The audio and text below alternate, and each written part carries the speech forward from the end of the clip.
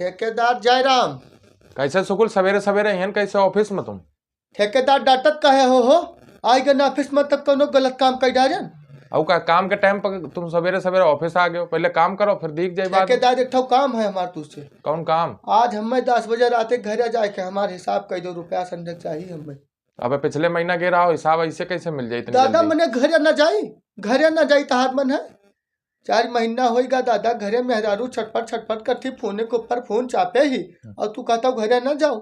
जनवरी फरवरी जाड़ तू नहीं देखा तो भाई अपना तो बिल्कुल ऐसी केबिन में बैठा हो ठेकेदार और हमें कहता घरे न जाओ। अब्बे मैडम चाह बना ली है तोरे, तू है कौन गम। अब्बे तोरे मैडम चाह बना ली है भर गिलासा और बिस्कुट 2 ठो ली है पार्ले वाला और खायो दोनों पर बढ़िया मुँह जोर बतवायो और हमरे जीव का आफत किया हो ठेकेदार। चले जाइए तो काम के मने करिए। ठेकेदार हमरे जीव का आफत किया हो का मन है मैंने हम ये पैदा भन ना हम ये सब नहीं जाने थे ठेकेदार। हमारा रुपया चाहिए और हमें पैसा दियो। हम रुपया इतनी अर्जेंट कहाँ से मिली?